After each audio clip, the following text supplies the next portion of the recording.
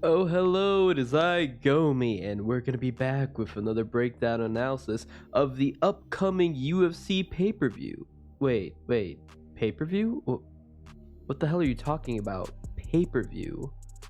Well, that's what we're going to be talking about, because the upcoming UFC Fight Night, UFC Orlando, Wonderboy versus Kevin Holland, in my eyes, is basically a pay-per-view. And I'm excited for it because there's a lot of star power, there's a lot of talent, and there's a lot of just bleed. This is going to be a fun fight night. So let's get right into it and start breaking it down. So the main event is going to be Wonderboy Stephen Thompson versus Kevin Trailblazer Holland. This is going to be a welterweight matchup. I stand by it. I'm very excited with Kevin Holland's decision to move down to welterweight.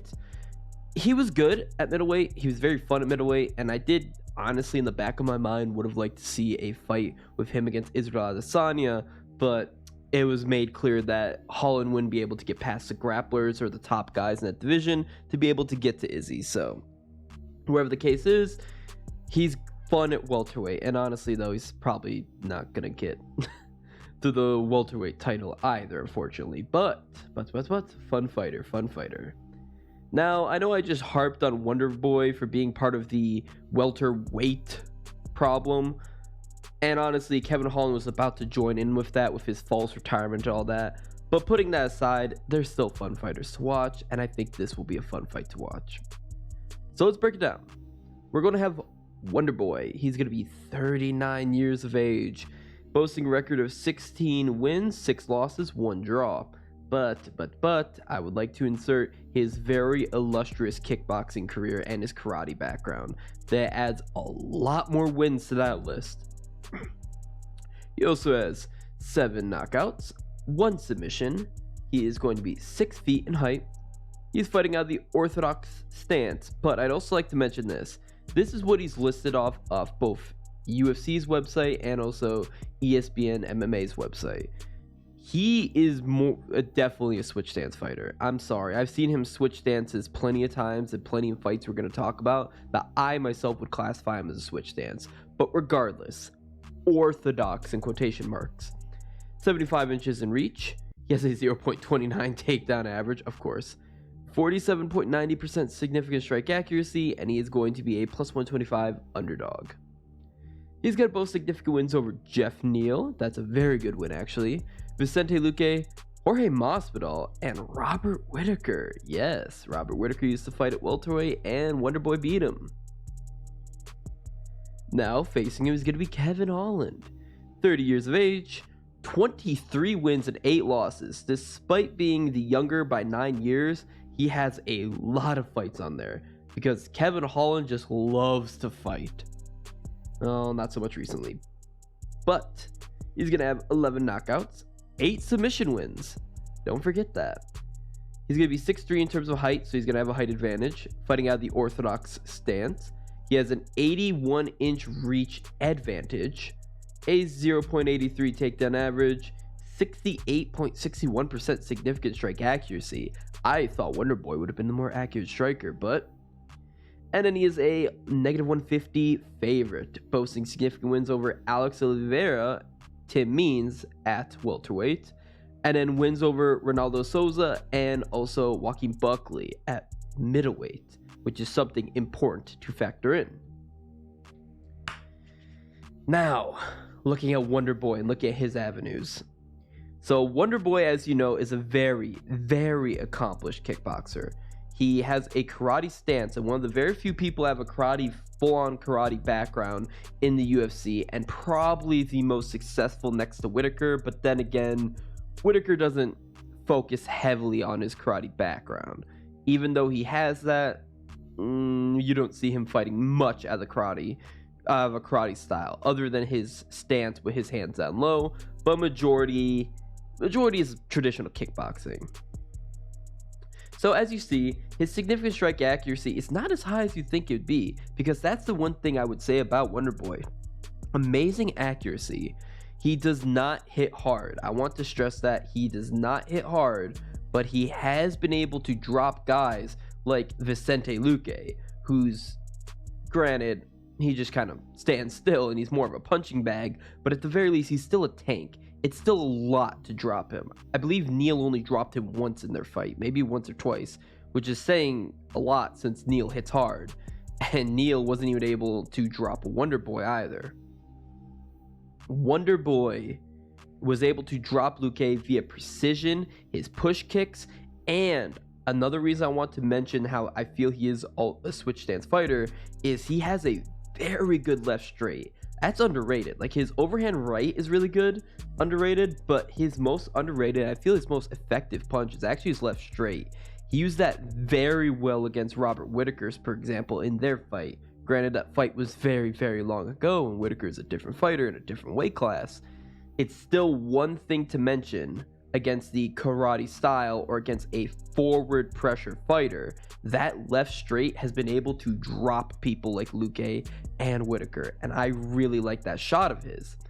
And then don't even get me started on his kicks. Both southpaw or orthodox, his kicks are amazing because they're so effortless. He does not wind up, he does not load up, and he doesn't show it. He masks them very well.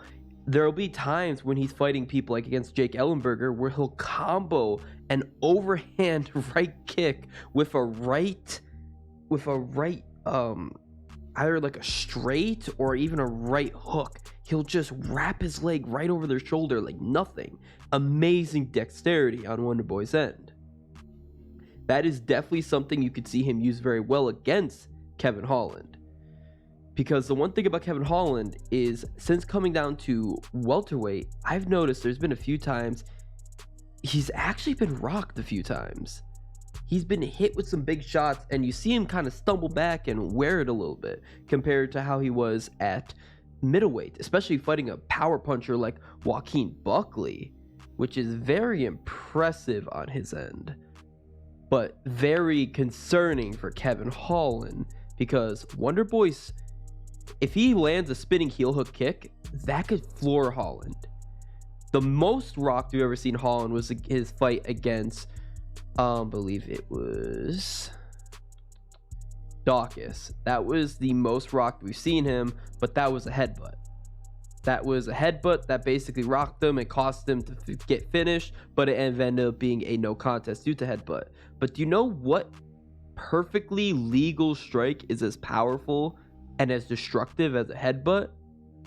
A goddamn spinning heel hook kick, especially from a world-class kickboxer like Wonderboy. But now, I've talked so much about Wonderboy and his positive attributes and his avenues of victory. Keep in mind, the thing about Wonderboy is he's old. He's 39 years of age. Father Time is the most undefeated fighter in the history of any sport. MMA, boxing, hockey, football, basketball. It does not matter. Father Time is undefeated in all aspects. And we've seen Wonderboy's time is coming. We've seen it. His last couple fights, he didn't look Wonderboy. Because that's one thing about Wonderboy that a lot of people really lauded him, was he had a very high takedown defense. Even now, it's still fairly high at 64%. But it has been brought down so much via his fights with Bilal Muhammad and Gilbert Burns. Gilbert Burns and Bilal Muhammad controlled him on the ground very easily. They took him down little effort compared to when he would fight against guys like Woodley, a world-class wrestler. Woodley struggled to take him down. He did take him down eventually, but he struggled with it because of how good his takedown defense was. It's not on that level anymore, because what it's his knees. It's his knees. Simple as that. The knees are one of the first things that go once you get older and older. Like, honestly, your knees start to go at as young as 29. Your knees are not what they used to be. Wonderboy's 39, and he uses his knees constantly with his bouncing style, constantly moving, highly focused on movement. That's the thing with Kevin Holland, is a lot of people rip on him for his grappling. His grappling's not bad. It's just not elite, and he keeps getting matched up against elite grapplers like Hamzat Chimaev, Derek Brunson, Marvin Vettori. Those guys are elite grapplers, so of course they're going to take him out. Of course they're going to take him down and control him. Couldn't finish him, brought him to decision, but that's one thing to mention. And also the Vettori fight was extremely short notice, only a month in between. But we've seen him to actually have decent grappling. He had some decent grappling exchanges against Souza. Decent grappling exchanges against Means. He's able to fight on the ground, and he's absolutely able to take you down. That's one thing to mention. He could absolutely take you down. We saw this against, forgive my pronunciation, but I can never pronounce his name, Ontiveros. He had some pretty good slams on him. What's stopping him from doing that against Wonderboy? Not a goddamn thing. Not a goddamn thing. And he's able to fight very well on the ground too. We saw this against Souza. How he knocked him out from that position on the ground was just insane to me. That's probably my favorite knockout of 2020, to be honest with you. I know a lot of people like the Buckley Ninja Kick, but Holland's knockout of Souza, I'm kind of now segueing into Kevin Holland's avenues for victory and what his good methods are.